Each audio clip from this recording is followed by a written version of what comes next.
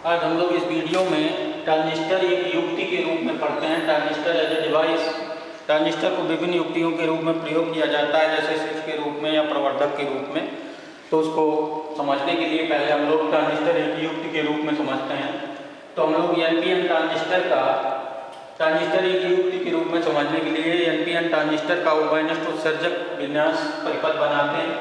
तो NPN transistor का उभयनिष्ठ उत्सर्जक विन्यास निम्नलिखित की भांति तैयार कर लिया जाता है। एनपीएन ट्रांजिस्टर हो गया और इसका ये बेस हो गया, और यहाँ पर हम लोग एक माइक्रोमीटर लगा देते हैं जो आईवी को पढ़ता है, धारा आईवी को पढ़ता है।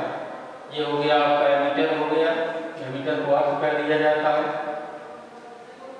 और यहाँ पर संग्राहक सी हो गया, इसको हम लोग एक इसमें रेजिस्टेंस आरबी लगा लेते हैं। आरबी को हम लोग आरआई कह सकते हैं, इंटरनल परिपथ का यानी निवेशी परिपथ का प्रतिरोध कह सकते हैं इनपुट। और यहाँ पर एक वेरिएबल बैटरी लगाते हैं। ये पॉजिटिव है तो बैटरी के पॉजिटिव से जोड़ दिया जाएगा। ये वेरिएबल बैटरी, इसका नाम VVB कह सकते हैं। और इस तरह से हम इसको यहाँ पर इमीटर के साथ जोड़ देते हैं। ये आई करंट हो गई, और यहाँ पर हम लोग इसके वोल्टेज को पढ़ने के लिए एक वोल्टमीटर लगा देते हैं यहाँ पर V, इसको हम लोग VBE बोलते हैं, VBE वोल्टेज बोला जाता है। और इधर हम लोग इसको उत्क्रम अवनत जोड़ते हैं, तो इसके साथ एक मिलीमीटर लगा लेते हैं, और मिलीमीटर के साथ यहाँ पर एक रेजिस्टेंस लगा लेते हैं, जिसको हम लोग RB, RC या R0 या RO कह सकते हैं, RO रेजिस्टेंस, आउटपुट रेजिस्टेंस। और यहाँ पर इसको नेगेटिव है तो पॉजिटिव टर्मिनल से जोड़ देते हैं इस तरह से, और इसको इसके उत्सर्जक के साथ जोड़ देते हैं, नेगेटिव पॉजिटिव। और यहाँ पर ये बैटरी VCC हो जाती है, और जो हमें आउटपुट मिलता है वह यहाँ पर मिल जाता है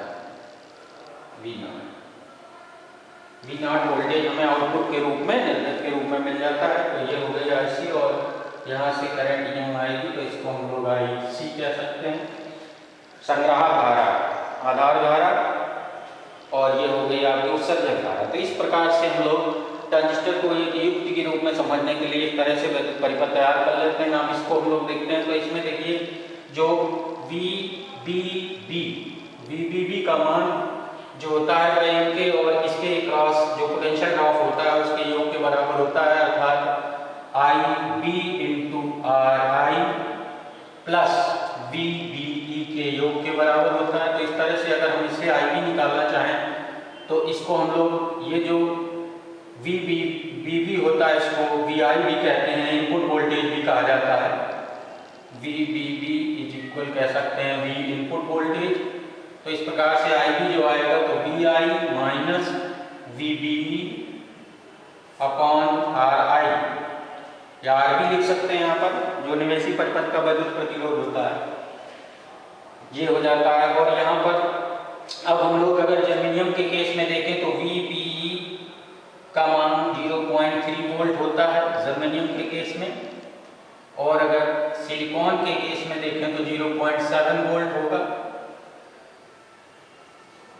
ये सिलिकॉन के केस में। तो अगर यहाँ पर हम लोग लिखना चाहें तो जर्मेनियम के लिख सकते हैं IB = VI - 0.3 / RI। अब यहाँ पर अब हम लोग आउटपुट सर्किट में जाते हैं, तो आउटपुट सर्किट में जो VCC होता है वो V0, जिसको हम लोग VCE कह सकते हैं। यहाँ का जो वोल्टेज ड्रॉप होता है ये VCE कह सकते हैं, VCE को ही V0 कहते हैं। तो VCE लिखिए, और चाहे इसको VCE लिख लीजिए, V0 लिख लीजिए। तो यहाँ पर एक ही लिखिए, हम लोग V0 लिखते हैं। तो V0 plus IC × R0, IC × R0 हो जाएगा, या R0 की जगह हम लोग RC भी लिख सकते हैं। तो यहाँ पर तो अगर हम आउटपुट वोल्टेज देखें तो V0 हो जाएगा VCC - IC × R0 भी कहते हैं, RL भी कहा जाता है। R0 को RL भी कह सकते हैं, लोड प्रतिरोध कहते हैं, तो इसको हम लोग RL भी लिख सकते हैं। तो इस तरह से RL भी लिख सकते हैं। अब यहाँ से हम लोग एक्सप्लेन करते हैं तो हम देखते हैं कि जब Vi is less or equal to 0.3 volt जब होता है जर्मेनियम के केस में, जर्मेनियम के ट्रांजिस्टर में, तो IB का मान लगभग शून्य मिलेगा। यहाँ पर IB शून्य रहता है। IB शून्य होने के कारण जो IC होता है वह IC बराबर बीटा इंटू IB के बराबर होता है, अर्थात ये भी शून्य होता है। बीटा को हम लोग आगे पढ़ेंगे जब हम लोग इसको धारा लाभ बोलते हैं, करंट गेन बोला जाता है कॉमन एमीटर कॉन्फ़िगरेशन में। ट्रांजिस्टर जब कॉमन एमीटर कॉन्फ़िगरेशन में होता है तो इसको बीटा को धारा लाभ बोला जाता है इस परिपथ का। तो IC का मान 0 हो जाएगा। तो IC का मान 0 होने के कारण ये जो IC RC घट रहा है ये नहीं घटेगा, और यहाँ पर जो V0 होगा वो VCC के बराबर होगा, अर्थात V0 का मान इस समय अधिकतम होगा। तो V0 यहाँ पर मैक्सिमम मिलेगा, V0 मैक्सिमम आएगा। अब V0 मैक्सिमम होगा तो हम लोग अगर इनपुट वोल्टेज Vi और V0 के बीच ग्राफ खींचे तो इस तरह से हमें ग्राफ मिलेगा। जरा ध्यान से देखिए, ये आ जाएगा आपका Vi इनपुट वोल्टेज, और इधर की ओर हम ले लेंगे, ऊपर की ओर ले लेंगे इधर V आउटपुट वोल्टेज, VCC या V आउटपुट। तो ये देखा जाता है कि जब Vi का मान 0.3 वोल्ट से कम है या तो उस समय जो IB का मान होता है 0 होता है। IB का मान 0 होने के कारण IC 0 होगा, V0 का मान मैक्सिमम मिलेगा। तो यहाँ पर V0 यहाँ पर मैक्सिमम वोल्टेज प्राप्त होता है, तो इसको हम लोग V0 कह सकते हैं मैक्स। V0 का मैक्सिमम वोल्टेज हुआ यहाँ पर। अब जैसे जैसे हम लोग जब Vi का मान greater than Vi is greater than 0.3 volt होता है, वैसे वैसे IB का मान बढ़ने लगता है, और IB का मान बढ़ने के कारण IC का मान भी बढ़ता है, और IC का मान बढ़ने के कारण जो आउटपुट वोल्टेज है ये IC इंटू R0 का मान बढ़ेगा। तो इस प्रकार से जो आउटपुट वोल्टेज है, जो निर्गत वोल्टेज है, वो VCC माइनस IC R0 के बराबर आएगा, तो घटता जाएगा। तो जब तक वोल्टेज 0.3 वोल्ट तक को क्रॉस नहीं कर देता तब तक IC का मान 0 रहता है और V0 का मान अधिकतम होता है। तो यहाँ पर हम लोग Vi के विशेष मान तक यानी 0.3 यहाँ पर लिख सकते हैं। 0.3 तक हम लोगों का ये लगभग बराबर V0 का मान यानी आउटपुट वोल्टेज लगभग बराबर बना रहता है।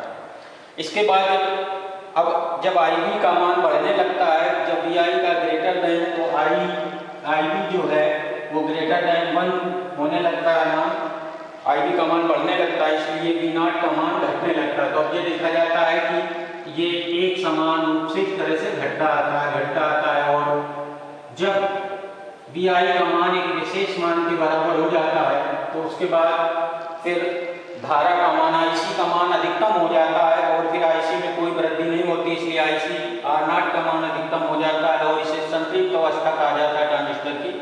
तो ट्रांजिस्टर की संतृप्त अवस्था तब होती है जब IC का मान नियत हो जाता है। तो IC का मान नियत होने के कारण VCC minus IC into R0 का मान भी नियत हो जाता है, अर्थात V0 का मान लगभग शून्य हो जाता है, और इस तरह से ग्राफ चलता है। इसको संतृप्त अवस्था कहा जाता है। और जब तक Vi का मान लेस देन V0 या V0 के इक्वल होता है तो इसको अंतक अवस्था कहते हैं, कट ऑफ रीजन कहा जाता है। अंतक अवस्था कट ऑफ रीजन, और इसको संतृप्त अवस्था कहा जाता है, संतृप्त अवस्था। और इस दौरान जब V0 का मान धीरे धीरे घटता है, एक समान रूप से घटता है, तो इसको सक्रिय अवस्था कहा जाता है। तो ये ट्रांजिस्टर की सक्रिय अवस्था कहती है, एक्टिव रीजन कहलाता है, सक्रिय अवस्था। तो इस प्रकार ट्रांजिस्टर को हम इन तीन अवस्थाओं में प्रयुक्त करते हैं। तो जब ट्रांजिस्टर को अंतक अवस्था और संतृप्त अवस्था में प्रयुक्त किया जाता है तो यह स्विच के रूप में कार्य करता है, और जब ट्रांजिस्टर को सक्रिय अवस्था में प्रयोग किया जाता है तो यह प्रवर्धक के रूप में कार्य करता है। तो अब हम लोग आगे वीडियो में इसे स्विच के रूप में और प्रवर्धक के रूप में इसी आउटपुट वोल्टेज और इनपुट वोल्टेज के बीच ग्राफ द्वारा समझेंगे। तो ये है आपका ट्रांजिस्टर एक युक्ति के रूप में। तो ट्रांजिस्टर को हम लोग दो युक्तियों के रूप में प्रयुक्त करते हैं। अंतर क्षेत्र और संतृप्त क्षेत्र में जब प्रयोग करते हैं तो ये स्विच की तरह कार्य करता है और यहाँ पर स्विचान ऑफ का कार्य करता है और संतृप्त अवस्था में स्विचान का कार्य करने लगता है। और जब हम लोग सक्रिय अवस्था में प्रयोग करते हैं तो यह प्रवर्धक के रूप में कार्य करता है, अर्थात जो इनपुट सिग्नल होते हैं उनके आयाम में वृद्धि करता है। तो ये हम लोग बाद में समझेंगे।